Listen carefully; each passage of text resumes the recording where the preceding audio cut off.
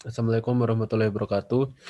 Nama saya Afisina Umam dan dua teman saya, Fikri Yunasfi dan Muhammad Aksyal, akan mempresentasikan hasil kerja kelompok kami yang berjudul Reduce Inequalities Sustainable Development Goals. Sustainable Development Goals, tujuan pembangunan berkelanjutan, merupakan agenda pembangunan global yang disahkan dalam Sidang Umum Perserikatan Bangsa-Bangsa atau PBB di New York, Amerika Serikat pada 25 September 2015. Dokumen setebal 35 halaman tersebut berisi seperangkat tujuan dan target transformatif yang disepakati dan berlaku bagi seluruh bangsa di dunia. Dengan disahkannya SDG mulai tahun 2016 ini, SDG secara resmi menggantikan tujuan pembangunan milenium dari tahun 2000 sampai 2015 dan berlaku selama 15 tahun dari 2015 hingga 2030. Sustainable Development Goals yang merupakan kesepakatan pembangunan baru pengganti MDG berisikan 17 tujuan dan 169 target pembangunan. Keseluruhan tujuan dan target tersebut diharapkan dapat menjawab ketertinggalan pembangunan negara-negara di seluruh dunia, baik di negara maju, konsumsi dan produksi yang berlebihan serta ketimbangan, maupun negara-negara berkembang yang kemiskinan, kesehatan, pendidikan, perlindungan ekosistem laut dan hutan, perkotaan, sanitasi, dan ketersediaan air minum. Jawa dari SDG yang mendasari semua tujuan adalah tidak ada yang ditinggalkan dalam pembangunan. Reduce inequalities. Salah satu dari 17 tujuan itu adalah tujuan nomor 10, yaitu reduce inequalities atau mengurangi ketimpangan di dalam dan di luar dan antar negara. Tujuan inilah yang membedakan antara SDG dan kesepakatan pembangunan global sebelumnya tidak menaruh perhatian pada masalah penurunan ketimpangan. Tujuan mengurangi ketimpangan ini adalah tujuan utama yang dapat dilakukan dengan berbagai cara dan melalui berbagai jalan. Karena itu, adanya tujuan penurunan ketimpangan di dalam SDG merupakan capaian yang luar biasa, mengingat desakan untuk mengakui ketimpangan sebagai masalah pembangunan telah lama dilakukan. Bagi komunitas internasional, tujuan ini merupakan capaian yang telah diperjuangkan sejak lama. Bahkan sebelum era MDG terjadi, desakan untuk mengakui adanya ketimpangan yang kian mengkhawatirkan baik di dalam negeri maupun ketimpangan antar negara telah dilakukan. Namun butuh dari 20 tahun untuk menjadikan penurunan ketimpangan sebagai agenda bersama.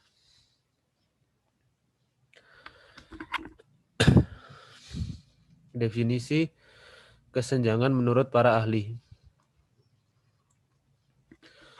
Menurut Abad Badruzaman, kesenjangan sosial adalah suatu ketidakseimbangan sosial yang ada di masyarakat sehingga menjadikan suatu perbedaan yang sangat mencolok.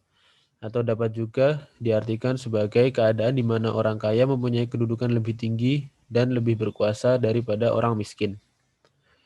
Menurut Surjono Sukanto, kesenjangan sosial merupakan suatu ketidaksesuaian antara unsur-unsur kebudayaan atau masyarakat yang membahayakan kehidupan kelompok sosial. Max Weber, teoritisi tindakan sosial, akan menilai ketimpangan sosial sebagai hasil dari perbedaan kepentingan masing-masing individu yang diekspresikan dalam sistem perilaku dan tindakan.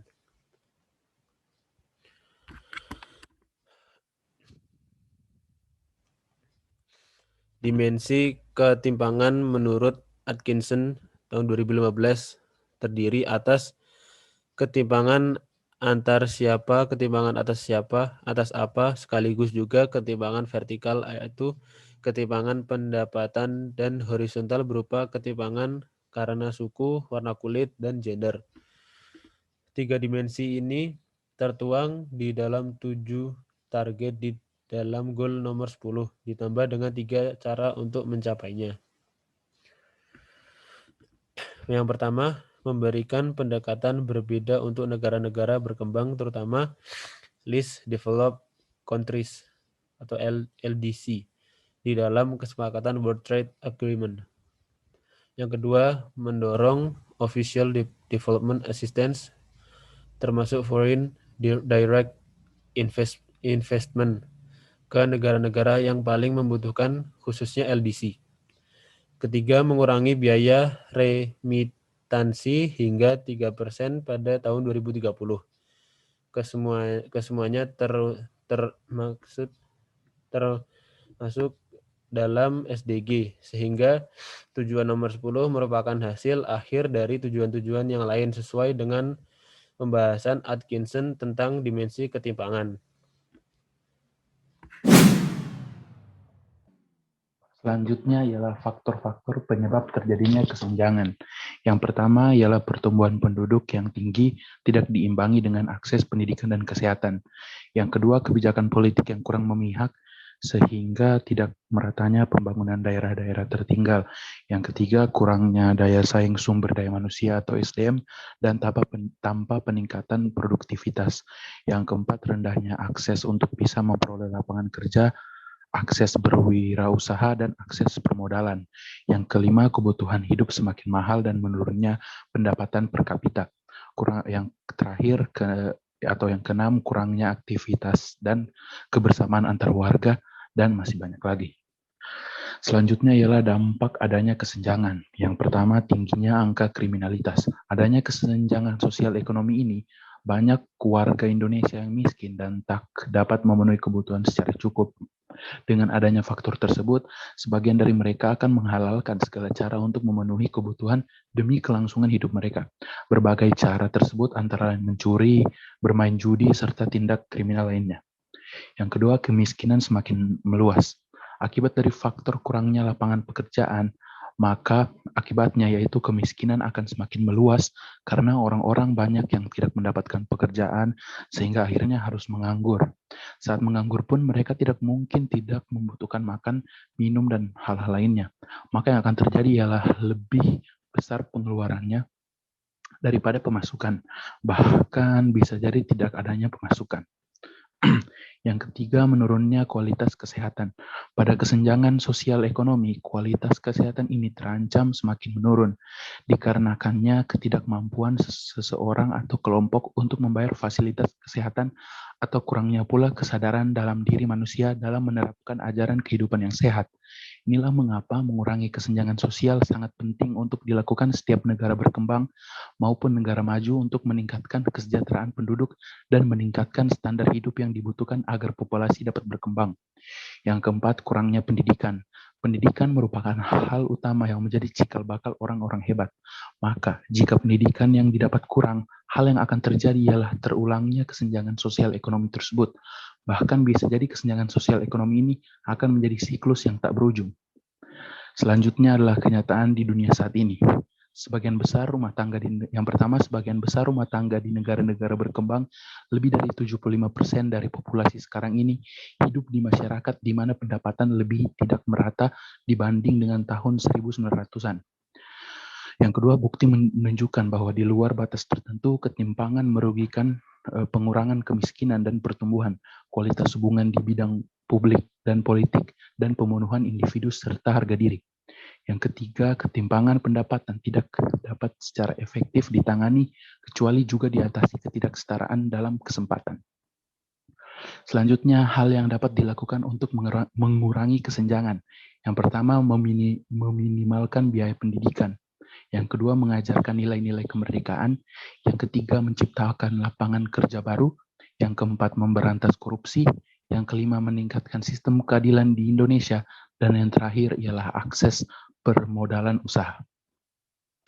Lalu selanjutnya ialah selain upaya tersebut, ada juga upaya yang bisa dilakukan pemerintah untuk menanggulangi adanya kesenjangan, yaitu yang pertama, pihak pemerintah harus fokus dalam mendorong adanya peningkatan serta perbaikan infrastruktur desa. khususnya pada beberapa desa yang kondisi geografisnya tidak menguntungkan, mengajarkan nilai-nilai kemerdekaan. Yang kedua, pihak pemerintah harus memprioritaskan akses pendidikan, informasi, dan kesehatan gratis, sehingga pembangunan yang terjadi di dalamnya bisa terwujud, dan juga harus aktif melakukan segregasi atau eksklusi pada masyarakat pedesaan. Lalu yang ketiga, pemerintah harus memberikan modal bagi masyarakat desa agar mereka mempunyai pendapatan lain. Jadi tidak hanya pada sektor pertanian, adanya bantuan modal tersebut pastinya akan sangat membantu masyarakat karena mereka akan mampu mendirikan usaha sehingga pendapatan ekonomi masyarakat di dalamnya bisa meningkat, khususnya pada masyarakat desa yang memiliki tanah gersang dan tidak mendukung untuk menanam pertanian. Sekian dari saya, akan dilanjutkan oleh teman saya. Terima kasih.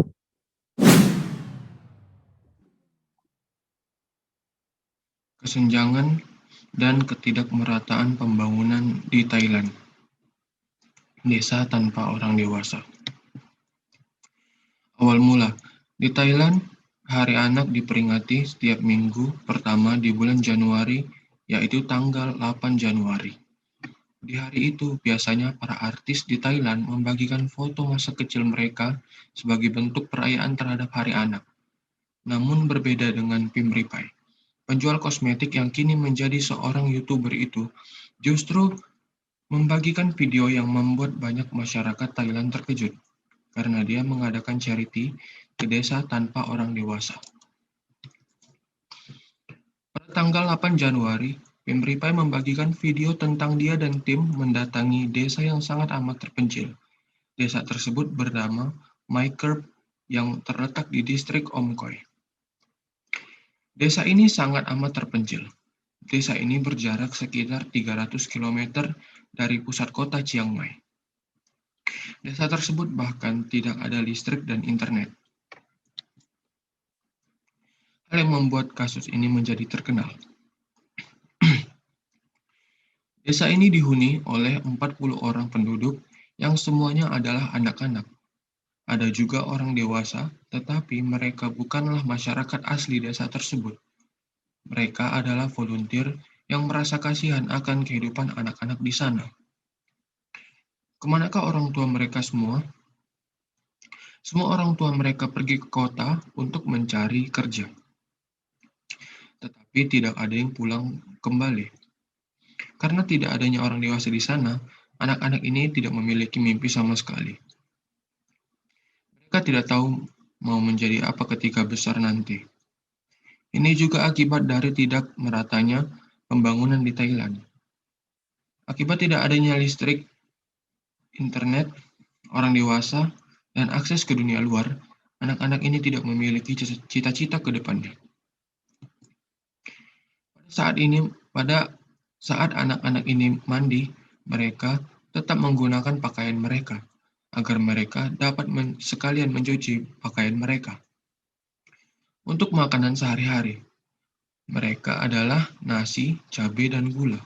Bahkan makanan basic seperti telur goreng saja mereka tidak tahu. Makanan yang paling nikmat menurut mereka adalah tikus. Anak-anak ini tidak belajar, tidak bekerja, dan tidak memiliki uang. Bahkan mereka tidak tahu konsep dari uang itu sendiri.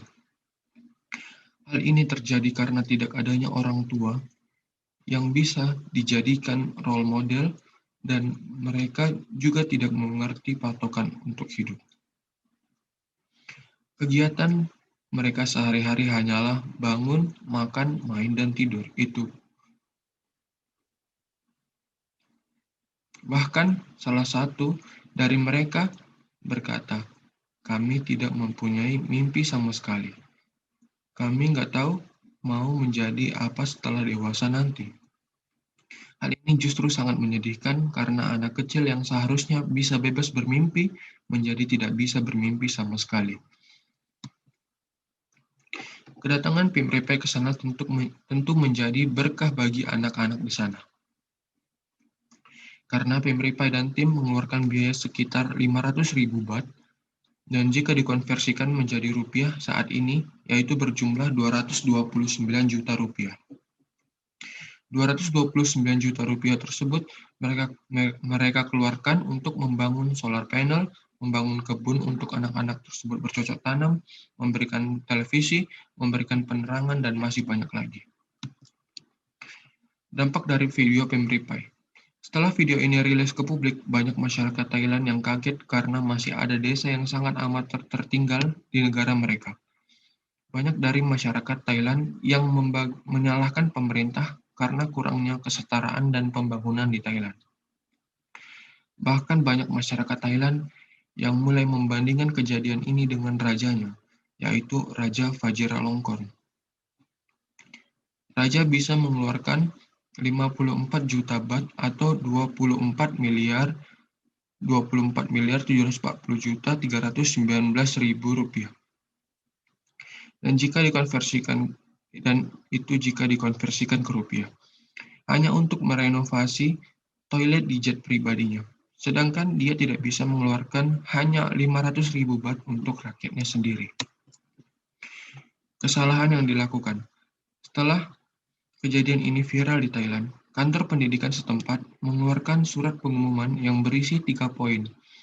Poin-poin itu adalah: poin pertama, mulai sekarang guru-guru volunteer dilarang meminta dana melalui charity. Poin kedua, dilarang membagikan dan berkomentar tentang kasus ini di sosial media. Poin ketiga, desa dilarang menerima bantuan orang lain dari luar.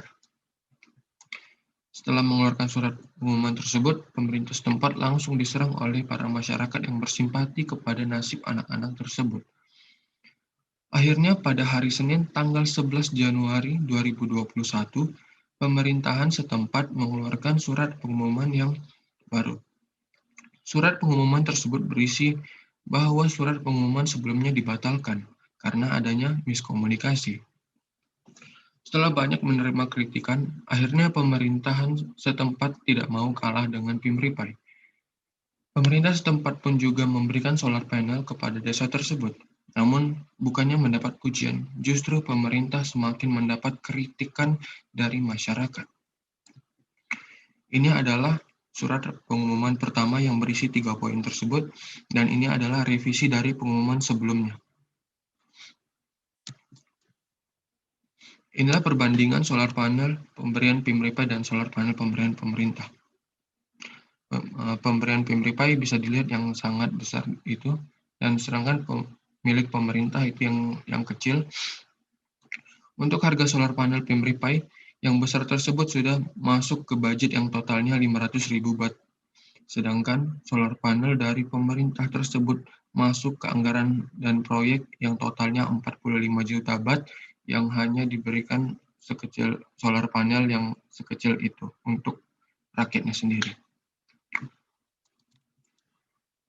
Sekian presentasi kami. Wassalamualaikum warahmatullahi wabarakatuh.